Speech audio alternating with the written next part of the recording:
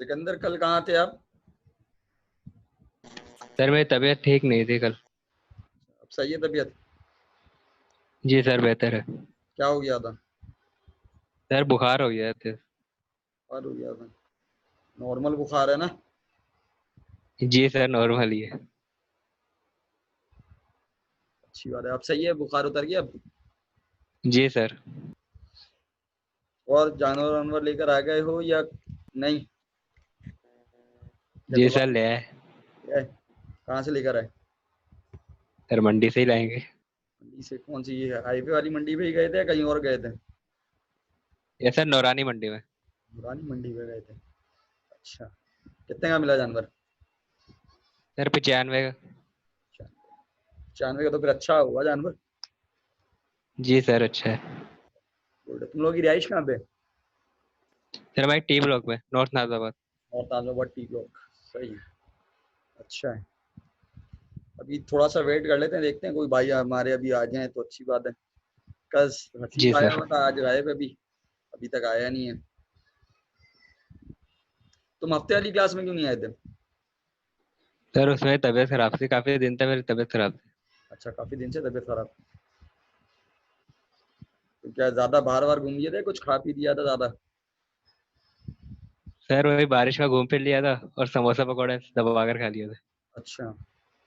तो बारिश एंजॉय की नहीं कि तुमने? जी सर। तुम लोग की तरफ तो पानी भी काफी भरा है बारिश में। जी। जी सर बहुत था। अच्छा देखो, हमने जो है वो कल जो है ना, हमने एक नया चैप्टर शुरू किया था। तो इससे पहले हमारा चैप्टर खत्म हो गया था, तो कल हमने एक नया चैप्टर शुरू किया था, फैक्टर्स ऑफ प्रोडक्शन का।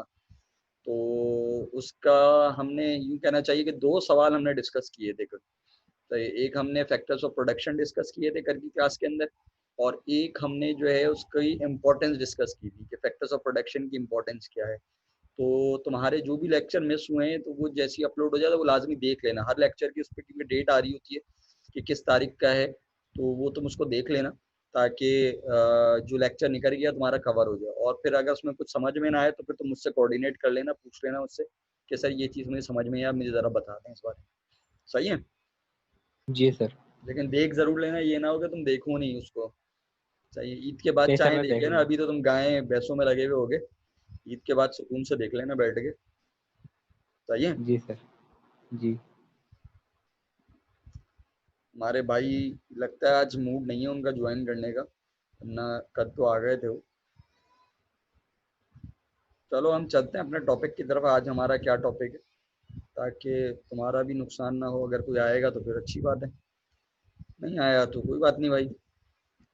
जो आया उसने रिकॉर्डिंग देख लेनी है, जो नहीं आएगा। अच्छा देखो, स्क्रीन नज़र आ रही है तुम्हें? जी सर आगे। सही। आज भी हम कोशिश करेंगे कि हम दो सवाल जो है वो डिस्कस कर लें, ताकि हमारा काम आसान हो जाए। और इन दो सवालों में जो पहला सवाल आज हम डिस्कस करने जा रहे हैं। अच्छा देखो, कल तुम नहीं आए थे तो हमने जो है वो चार फैक्टर्स ऑफ प्रोडक्शन पढ़े थे। फैक्टर्स ऑफ प्रोडक्शन क्या होती है? प्रोडक्शन, जब आप चीज़ों को, गुड्स को प्रोड्यूस करते हैं तो उसमें क्या क्या चीज़ें चाहिए, यानी गुड्स एंड सर्विसेज जब आप प्रोड्यूस करें उसमें क्या क्या चीज़ें चाहिए आपको प्रोडक्शन के लिए। तो वो चार चीज़ें होती हैं। लैंड चाहिए आपको, लेबर चाहिए, कैपिटल चाहिए, और इंटरप्रेन्योर चाहिए या कोई ऑर्गेनाइजेशन चाहिए। तो लैंड के बदले में जो मिनिमम चीज़ मिलती है, अगर हम कम से कम चीज़ शुमार करें, तो वो होती है आपके पास रेंट। सही नहीं? अगर आप किराए पे दे देंगे तो आपको रेंट मिलेगा। इसी तरह लेबर का जो मिनिमम जो रिटर्न मिलता है वो है वेज। कोई मजदूर कहीं पे काम करेगा, एक दिन का काम करेगा तो उसको दिहाड़ी मिलेगी, उसको वेज कहते हैं।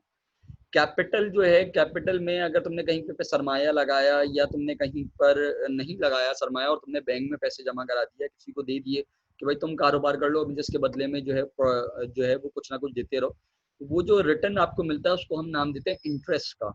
सही है? और इंटरप्रेन्योर या ऑर्गेनाइजेशन जो है वो डिसाइड करती है कि फैक्टर्स ऑफ प्रोडक्शन को किस हिसाब से मिक्स करना है, हमें कौन सी ऑर्गेनाइजेशन चलानी है, हमें सोल प्रोप्राइटरशिप करनी है, हमें पार्टनरशिप करनी है, हमें जो है वो ज्वाइंट स्टॉक कंपनी में काम करना है, किस तरह की ऑर्गेनाइजेशन हमें बनानी है।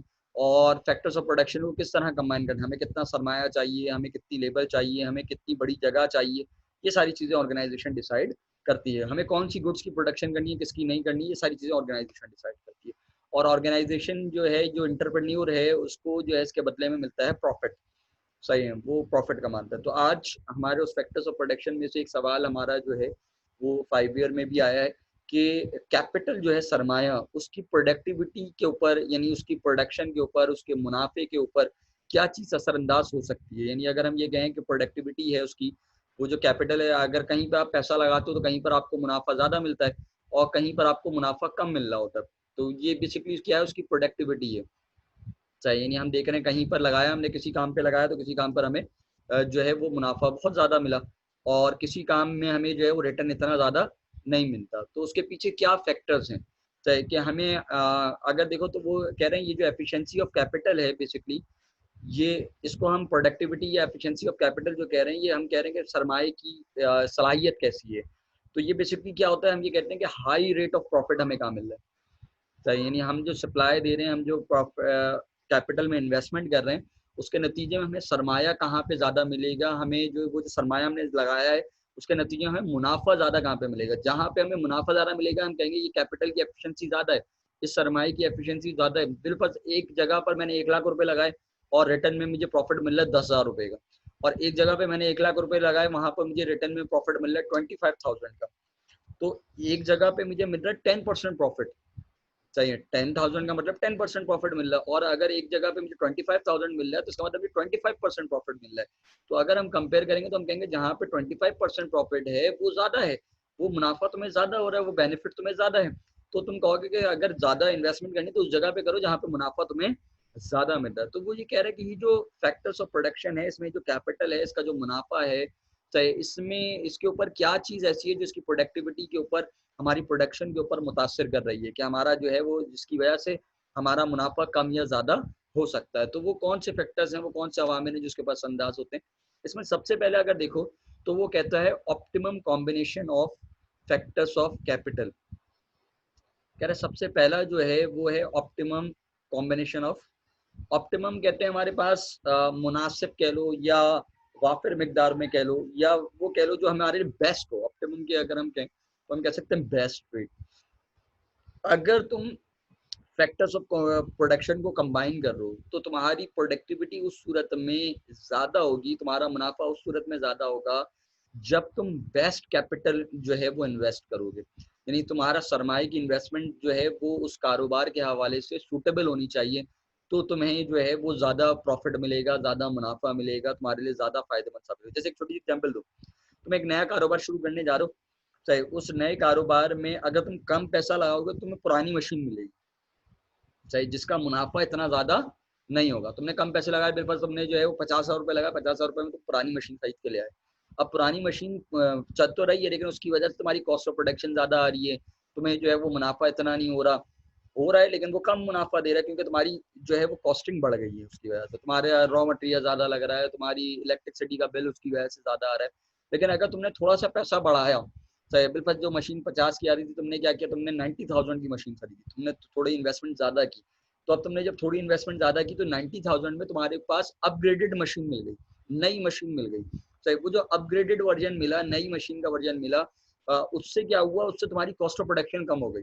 चाहे तुम्हारी कॉस्ट ऑफ प्रोडक्शन कम हो गई, वो इलेक्ट्रिसिटी कम ले रही है, वो तेज स्टार्ट हुई है तो जल्दी काम करती है मशीन, वो पर यूनिट्स एक दिन में ज्यादा प्रोड्यूस कर रही है।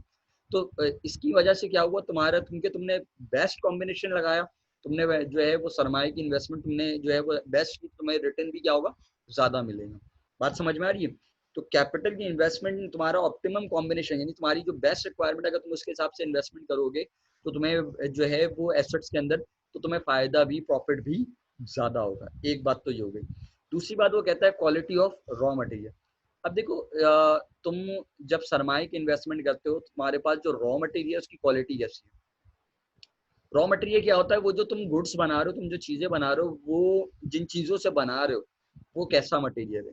सही है। अब अगर तुम्हारा रॉ मटेरियल अच्छी क्वालिटी का है तो तुम्हारी जो है वो तुम्हें मुनाफा ज्यादा होगा। सही है। तुम्हारी जो गुड्स की क्वालिटी है वो अच्छी हो जाएगी। भाई रॉ मटेरियल अच्छा होगा तो ऑटोमेटिकली तुम्हारी गुड्स की क्वालिटी भी अच्छी हो जाएगी, अच्छी गुड्स बनेंगी।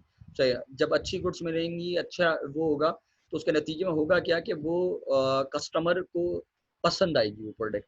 और जब पसंद आएगी तो वो ज़्यादा बिकेगी, सही है, कस्टमर जब उसको लाइक करेगा।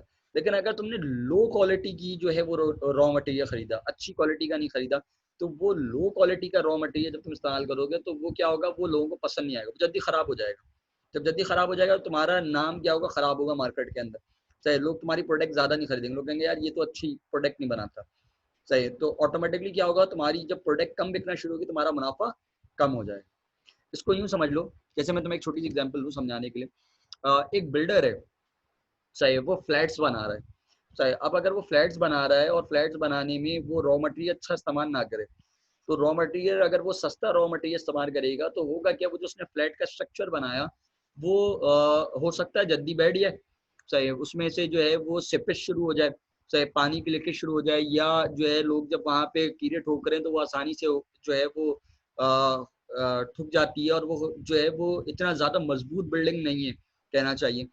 तो लोग क्या होंगे, लोग खौफजदा होंगे उससे, लोग कहेंगे यार ये अच्छी क्वालिटी का इसने मटेरियल नहीं लगाया, ये तो इतनी खराब मटेरियल रहेगा कि ईंटें इसकी मजबूत नहीं है, जरा सा कुछ उससे होता है तो टूट जाती है ये चीज़। चाहे लोग उस बिल्डर की चीज़ें, उस बिल्डर के फ्लैट्स लेने को पसंद नहीं करेंगे। बस अगर मैं कहूँ उसी बिल्डर का बनाया हुआ कोई फ्लैट गिर गया हो, चाहिए, जो बन रहा था अभी बनते बनते तामीर होते होते पूरी बिल्डिंग नीचे गिर गई, तो लोग कहेंगे यार ये बिल्डर सही नहीं है, ये बिल्डर करप्ट है, ये तो पैसा सही नहीं आता, रॉ मटेरियल सही नहीं आता, इसकी चीज़ें खरीदने की जरूरत नहीं है। इसके मुकाबले पे कोई ऐसा बिल्डर है जो चीज़ तो महंगी दे रहा है, चाहे फ्लैट्स तो उसके महंगे होते हैं लेकिन वो क्वालिटी प्रोड्यूस करता है, उसकी उसका रॉ मटेरियल बहुत अच्छा है, वो मजबूत चीज़ें करता है, लोग देखते हैं यार ये तो बहुत अच्छे तरीके से बना रहा है।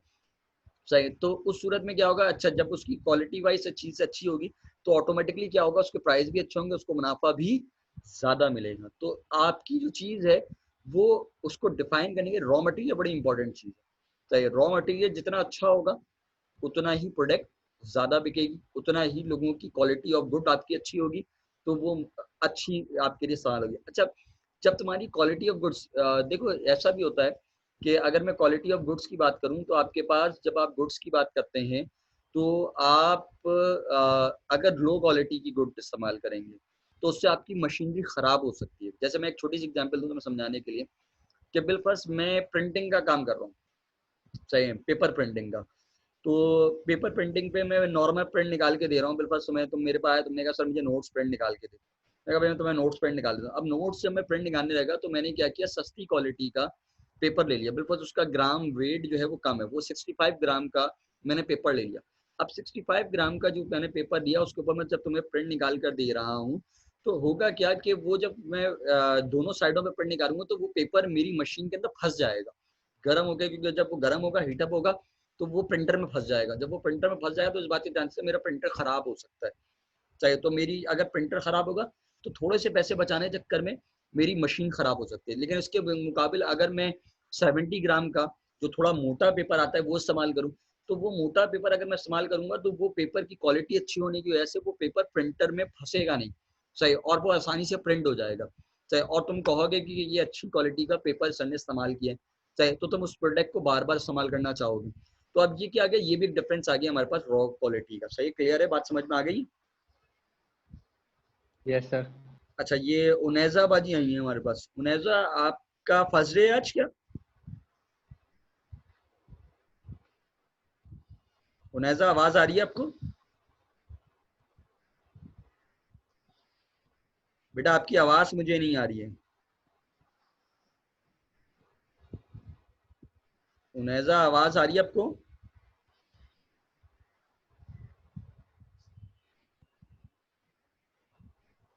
उनेजा, आपका माइक शायद तो ऑफ है, या आपका जो है वो माइक काम नहीं कर रहा है, जिसकी वजह से आपकी आवाज मुझे बिल्कुल भी नहीं आ रही है।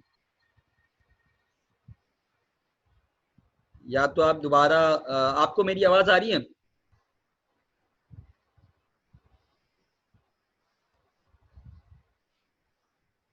आपकी आवाज मुझे नहीं आ रही है, आपका माइक ऑफ हुआ हुआ है, या तो आप दोबारा लॉग आउट होकर दोबारा लॉग इन हो, क्योंकि बाद दफा ऐसा भी मसला होता है कि वो कम्युनिकेशन में एरर दे रहा होता है।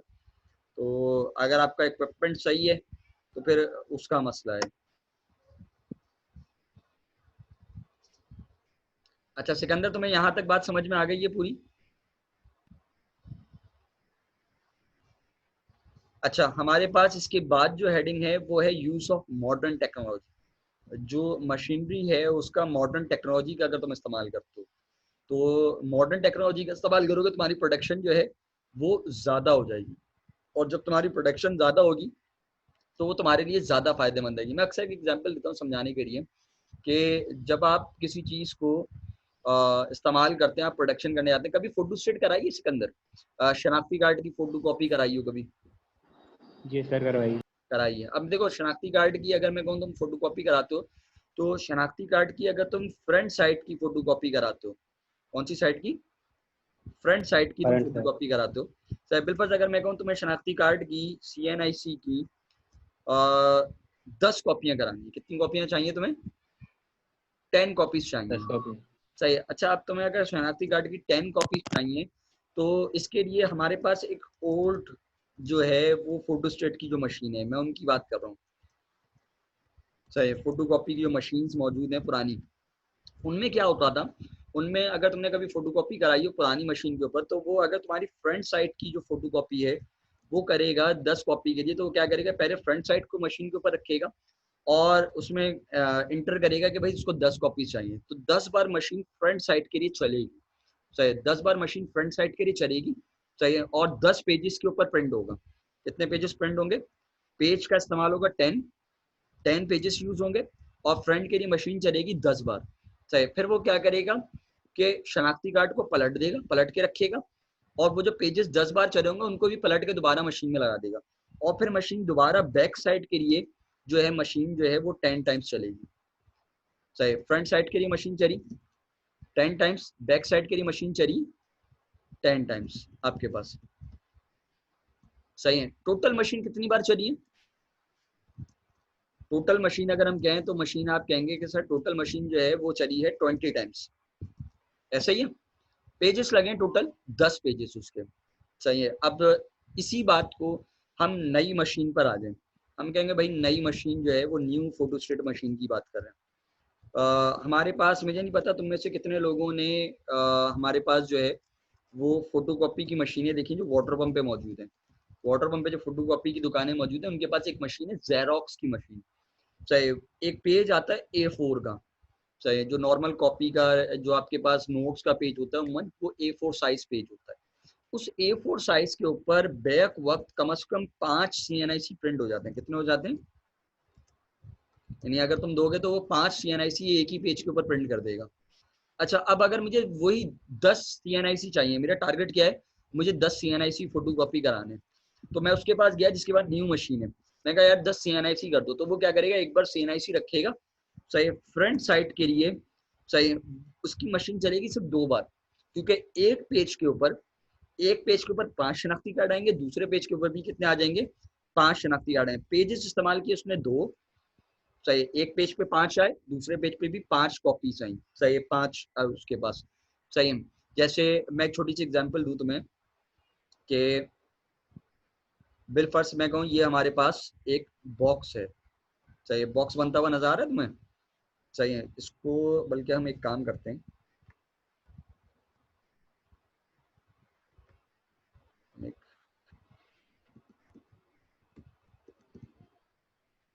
स्क्रीन नजर आ रही है?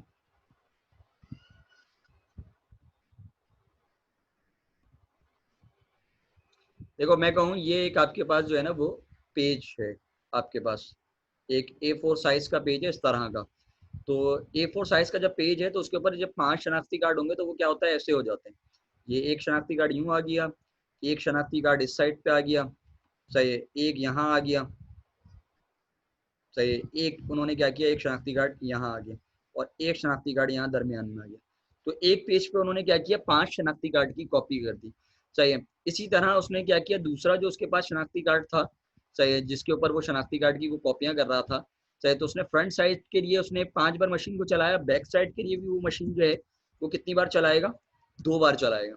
सही। 2 बार उसने बैक साइड की मशीन चलाई, टोटल उसकी जो मशीन चल रही है वो चल रही है उसकी मशीन 4 टाइम्स। कितनी बार चल रही है? 4 टाइम्स चल रही है। पेजेस वो टोटल यूज कर रहा है 10 पेजेस और 2 पेजेस। पेजेस नई मशीन पे इस्तेमाल हुए 2 पेजेस, मशीन चली सिर्फ 4 दफा। अब इसका इलेक्ट्रिक का बिल क्या कम आएगा है? भाई एक की मशीन चल रही है 20 दफा, 20 दफा जब मशीन चलेगी, 20 पेजेस का इस्तेमाल हो रहा है, क्या उसकी ओल्ड मशीन वाले की कॉस्ट ज्यादा आ रही है? जबकि नई मशीन वाले की कॉस्ट क्या आ रही है, सिर्फ 2 पेजेस इस्तेमाल कर रहा है, मशीन चल रही है 4 बार, इलेक्ट्रिक का बिल क्या हो गया, कम हो गया। सही, जबकि पुरानी मशीन वाली की मशीन जो है वो चल रही है 20 दफा और 20 पेजेस का इस्तेमाल हो रहा है, तो 10 पेजेस का इस्तेमाल हो रहा है, तो उसकी कॉस्ट क्या आ रही है, ज्यादा आ रही है। तो अब वो ज्यादा डिस्काउंट भी नहीं दे सकता। अच्छा, आप मुझे जरा सोच के आप देना, मैं अगर पुरानी मशीन वाले के पास जाऊंगा तो टाइम ज्यादा लगेगा, नई मशीन वाले के पास टाइम ज्यादा लगेगा? सिकंदर, किसके पास मुझे टाइम ज्यादा लगेगा, नए पे या पुराने पे?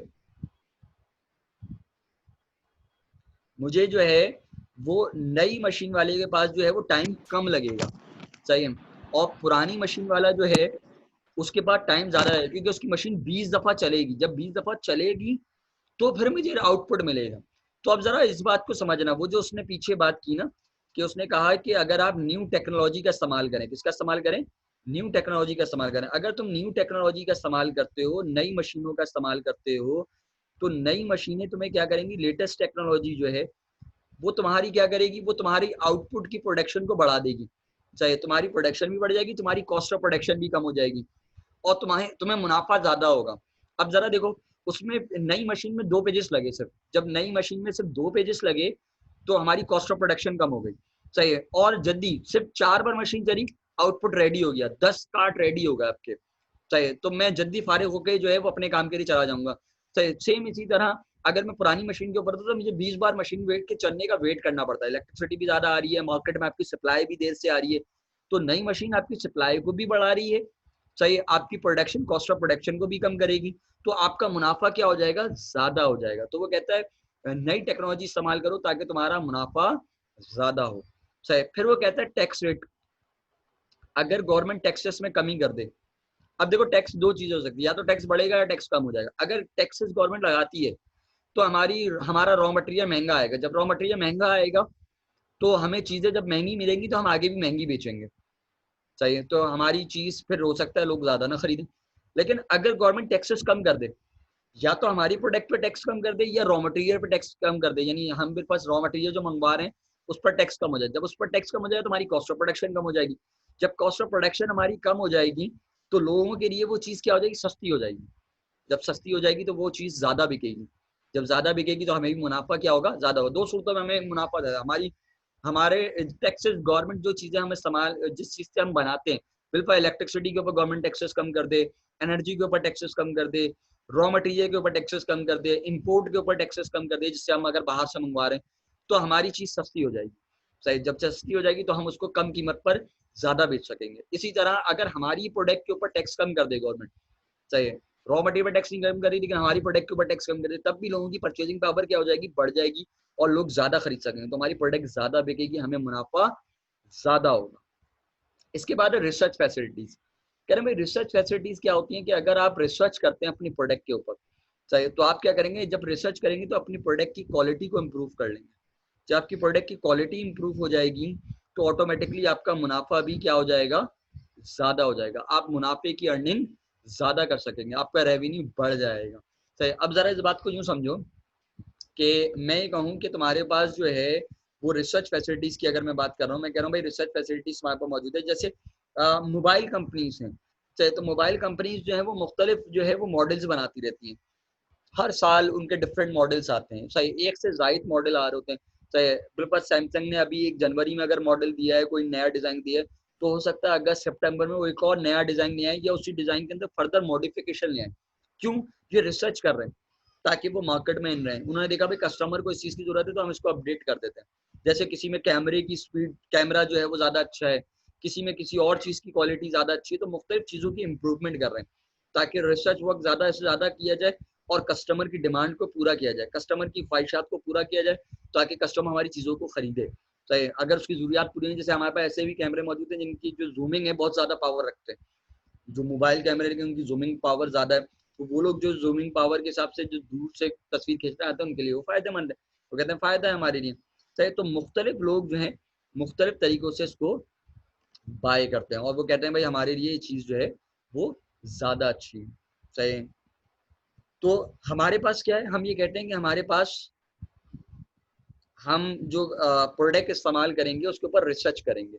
रिसर्च करेंगे तो हमारी क्वालिटी ऑफ प्रोडक्ट जो है वो अच्छी हो जाएगी। उमना बाजी आप कहाँ गायब थी?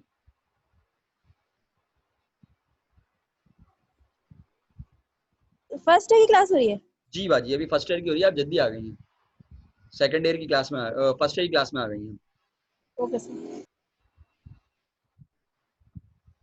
अच्छा देखो है क्या हमारे पास, हम रिसर्च फैसिलिटी की बात कर रहे हैं। रिसर्च फैसिलिटी क्या है कि हमारे पास जो रॉ मटेरियल है उसकी क्वालिटी कैसी है, हम कैसे, अब देखो मुख्तलिफ चीज़ों को इम्प्रूवमेंट करते हैं। हो सकता है हम अपने रॉ मटेरियल की क्वालिटी को इम्प्रूव करें, हमारी प्रोडक्ट अच्छी हो जाए।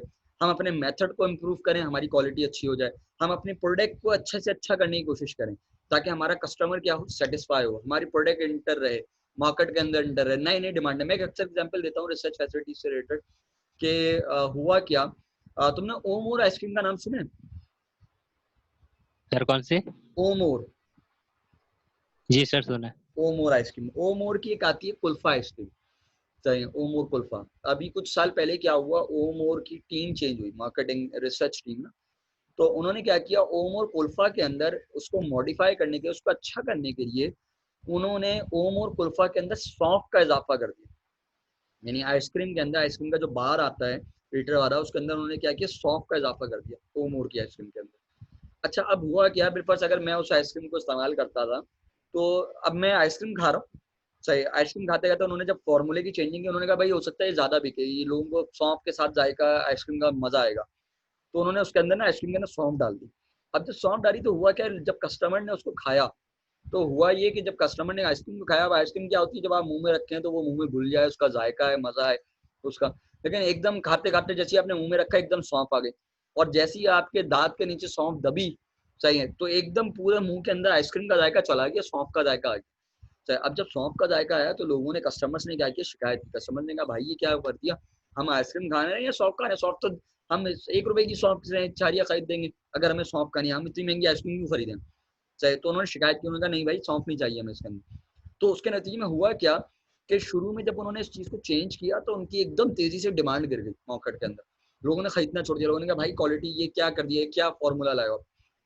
फिर उनकी टीम ने दोबारा मार्केट रिसर्च की, और मार्केट रिसर्च करके जब उनको पता चला कि भाई हमारी क्यों प्रोडक्ट डाउन हो रही है, क्यों हमारी सेल डाउन हो रही है, उन्होंने कहा भाई इसकी वजह से कस्टमर हमारी चीज को पसंद नहीं कर रहा सॉफ्ट की वजह से। तो उन्होंने वापस क्या किया, उसमें वो जो उन्होंने आइसक्रीम का फॉर्मूला बनाया था उस फॉर्मूले से सौंफ को माइनस कर दिया। उन्होंने कहा सौंफ निकाल दो भाई इसमें से, क्योंकि सौंफ की वजह से कस्टमर को पसंद नहीं आ रही। अब वो वापस क्या हो गई, बगैर सौंफ के अब वो फिर दोबारा कुल्फा आइसक्रीम बिक रही है। सौंफ की जगह उन्होंने क्या किया, उसके अंदर पिस्ता और मुख्तलिफ चीजें ऐड कर दी, बादाम ऐड कर दिए कि भाई ये ऐड कर दो, ये चीज ऐड ना करो उसके अंदर कुल्फा के अंदर। चाहे सौंफ की वजह से जायका क्या हो रहा है, खराब हो रहा है। तो ये जो चीज है ये है रिसर्च वर्क से। अगर आप रिसर्च करेंगे आपकी क्वालिटी इंप्रूव होगी, आपकी प्रोडक्ट अच्छी होगी, और जब प्रोडक्ट अच्छी होगी तो आपकी गुड्स मार्केट में ज्यादा बिकेगी, और जब ज्यादा बिकेगी तो आपको मुनाफा भी ज्यादा होगा। सही, क्लियर है, बात समझ में आ गई है? Yes sir. सही, अच्छा ये सवाल इंतहाई इंपॉर्टेंट क्वेश्चन है, पेपर में आया है, तो ये पूरा एक ही सवाल है, तो उसको लाजमी याद करना है। सही है। Okay sir. अच्छा आगे देखते हैं हमारे पास आगे क्या है।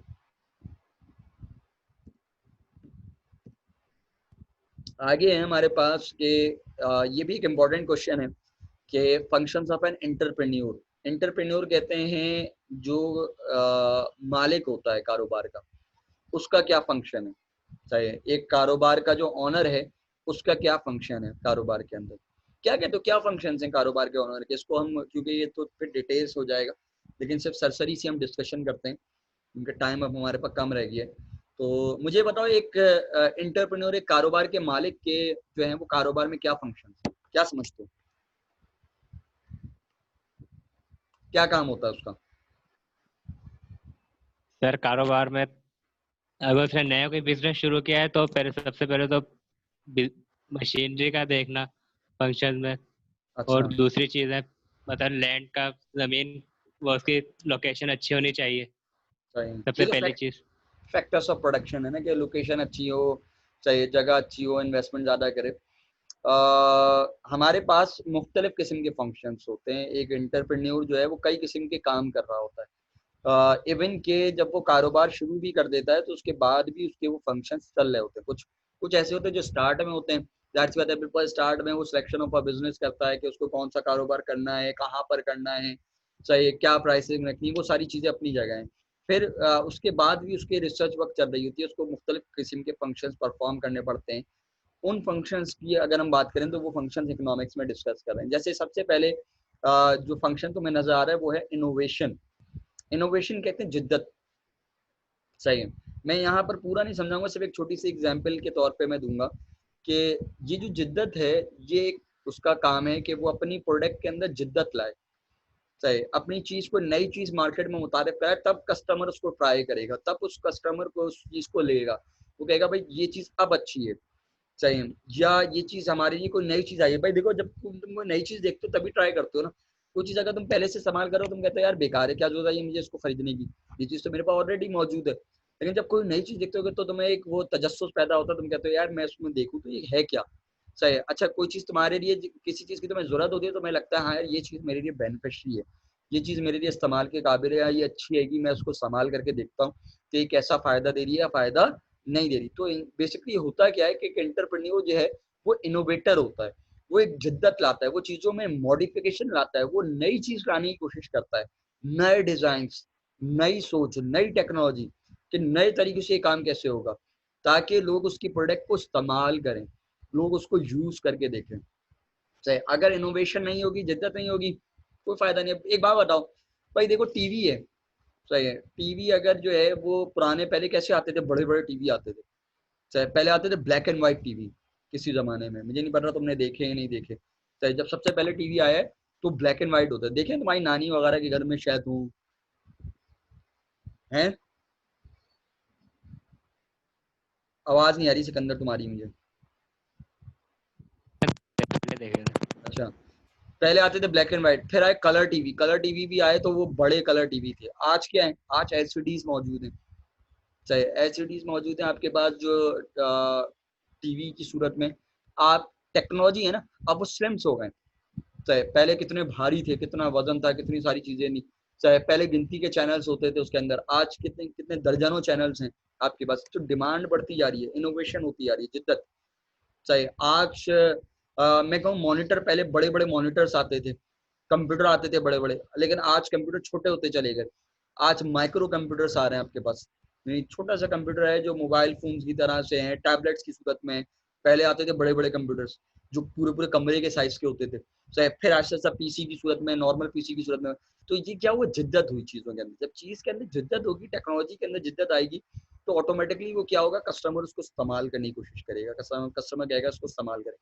चाहे बेसिकली जो प्रोड्यूसर होता है वो इनोवेटर होता है, वो नई टेक्नोलॉजी को दुनिया में मुतारिफ कराता है, नई प्रोडक्ट को मार्केट में मुतारिफ कराता है, ताकि कस्टमर क्या करे, उस चीज को खरीदे, उस चीज को इस्तेमाल करे।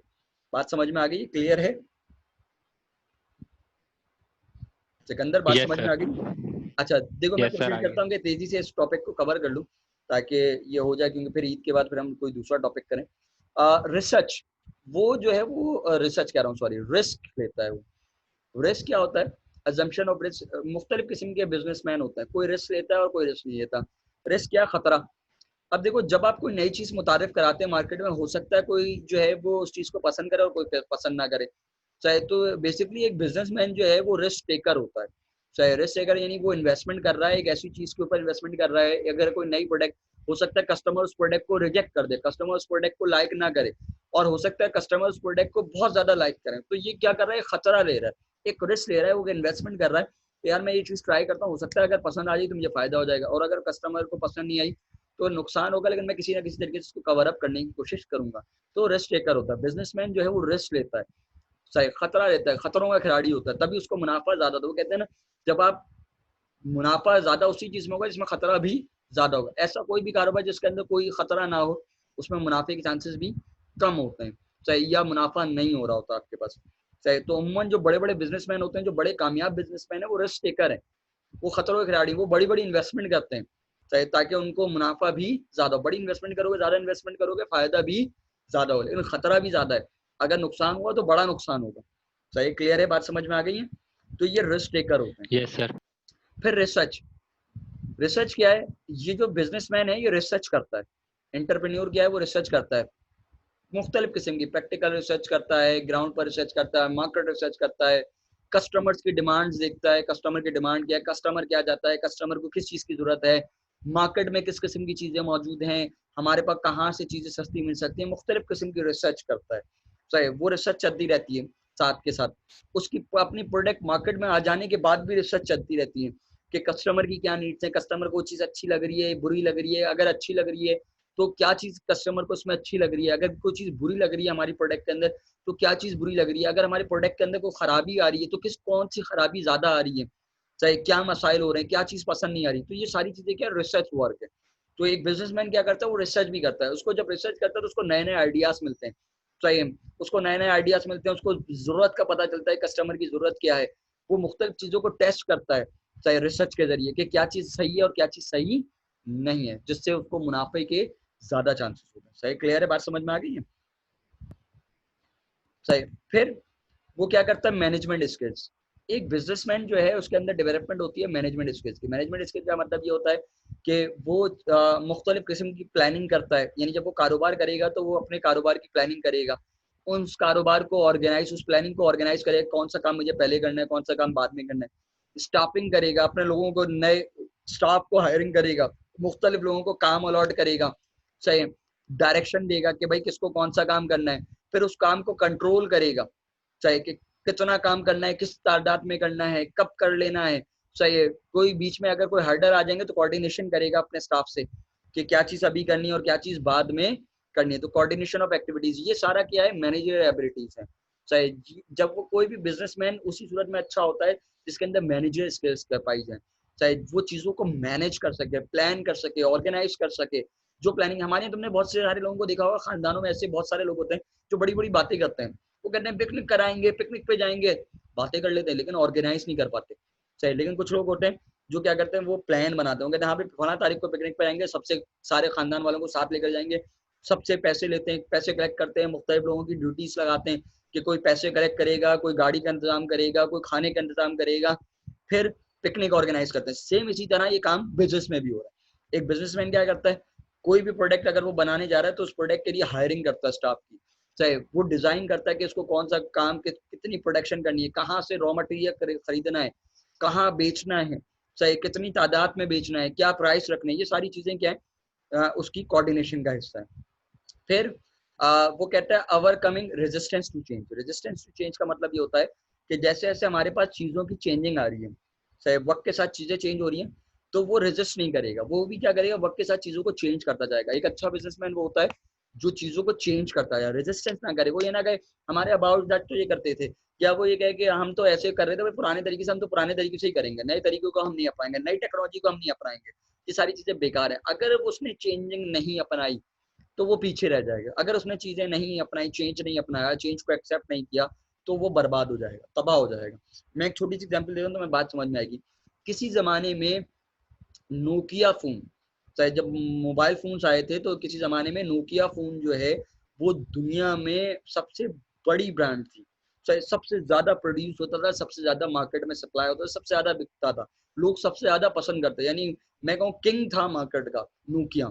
सही, लेकिन क्या हुआ, नोकिया के ओनर्स ने चेंज को एक्सेप्ट नहीं किया। चेंज क्या आया, देखो नोकिया के पहले सादे फोन आते थे, फिर सैम्बियंस फोन आए, जावा फोन जिसके अंदर जावा सॉफ्टवेयर आप इंस्टॉल कर सकते थे, सैम्बियंस। सही, फिर आए एंड्रॉइड फोन्स। तो नोकिया ने क्या किया, नोकिया ने एंड्रॉइड फोन्स को एक्सेप्ट नहीं किया। सही, उन्होंने कहा नहीं भाई एंड्रॉइड फोन नहीं बनाएंगे हम, एंड्रॉइड फोन टेक्नोलॉजी सही नहीं है, हम इसको फॉलो नहीं करेंगे। और एंड्रॉइड फोन जब टेक्नोलॉजी आई तो लोगों ने क्या किया, उसको एक्सेप्ट किया, लोगों ने भाई एंड्रॉइड फोन तो ज्यादा अच्छा, आज दुनिया में एंड्रॉइड फोन ज्यादा चल रहा है। नोकिया ने क्या किया, नोकिया ने कहा नहीं जनाब हम एंड्रॉइड को एक्सेप्ट नहीं करेंगे। जब एक्सेप्ट नहीं करेंगे तो ऑटोमेटिकली वो मार्केट से रिजेक्ट होना शुरू हो गया। लोगों ने उनके प्रोडक्ट को, लोगों ने कहा नहीं जावा फोन हम नहीं खरीदेंगे, हम तो एंड्रॉइड फोन खरीदेंगे। लोगों को जो चीज टेक्नोलॉजी पसंद आई, लोग उसकी तरफ स्विच होने लगे। Customer behaviour, consumer behaviour change हुआ। जब बिहेवियर चेंज हुआ, इन्होंने उसको एक्सेप्ट नहीं किया। सही, तो इन्होंने कहा अच्छा सिर्फ एक्सेप्ट नहीं किया, इन्होंने कहा हम विंडोज फोन मुतारिफ कराएंगे। इन्होंने जो है वो इंटेल के साथ मिलकर जो है, विंडोज के साथ मिलकर जो है वो विंडोज सेट मुतारिफ कराए। विंडोज सेट मार्केट में आए, कुछ लोगों ने पसंद किया, अक्सरियत ने उसको भी रिजेक्ट कर दिया, बहुत ज्यादा कामयाब नहीं हुआ। एट द एंड क्या हुआ, नोकिया को एंड्रॉइड फोन पर आना पड़ा। अब जाके नोकिया जो है एंड्रॉइड फोन बना रहा है। चाहे एंड्रॉयड फोन आप उसके मार्केट में आना शुरू है, लेकिन अब जब वो एंड्रॉयड फोन बना रहा है तो इस वक्त मार्केट को बहुत सारी जो ब्रांड्स हैं उन्होंने ऑलरेडी कैप्चर्ड किया हुआ है, वो मार्केट में बहुत पीछे जा चुका है।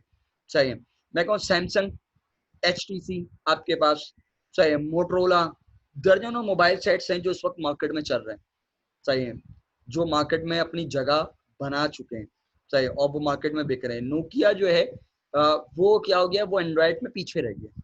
चाहे क्यों? क्योंकि उन्होंने चेंज को, रेजिस्टेंस को एक्सेप्ट नहीं किया। तो एक अच्छा बिजनेसमैन वो होता है जो चेंज को एक्सेप्ट करे, जो कस्टमर की डिमांड को समझे, कस्टमर की डिमांड क्या है उसके हिसाब से वो चेंज अपनाए। चाहे क्लियर है, बात समझ में आ गई? सिकंदर बात समझ में आ गई है बेटा? आवाज नहीं आई तुम्हारी, मुझे तुम्हारा आवाज नहीं आ रही। खैर लास्ट हेडिंग है हमारे पास, लास्ट हेडिंग को हम तेजी से समझ लेते हैं। कह रहे हैं ये इकोनॉमिक डेवलपमेंट के कैटलिस्ट हैं, मतलब इकोनॉमिक डेवलपमेंट में, मुल्क की तरक्की में ये एक अहम किरदार अदा करते हैं। एक एंटरप्रेन्योर मुल्क की तरक्की में एक अहम किरदार अदा करता है। कैसे अहम किरदार अदा करता है?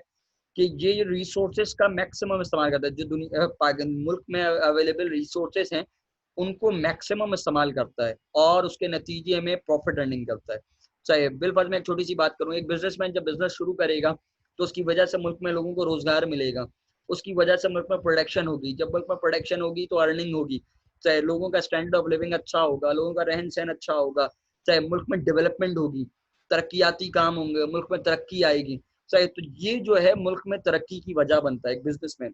चाहे कि इसकी वजह से मुल्क में तरक्की हो रही है, इसकी वजह से मुल्क में इन्वेस्टमेंट हो रही है, इसकी वजह से मुल्क में जो लोगों का स्टैंडर्ड ऑफ लिविंग है वो अच्छा हो रहा है, मुल्क में रोजगार के मौके बढ़ रहे हैं। इसकी वजह से ये मुल्क में जो अवेलेबल रिसोर्सेज हैं उनका मैक्सिमम यूज करके मुल्क को भी फायदा पहुंचा रहा है और अपने आप को भी फायदा पहुंचा रहा होता है। जाहिर सी बात है मुनाफा करेगा तो जब इसका फायदा होगा तो ऑटोमेटिकली मुल्क में भी फायदा होगा, मुल्क की कौमी आमदनी, नेशनल इनकम में भी इजाफा होगा। सही, क्लियर है, बात समझ में आ गई?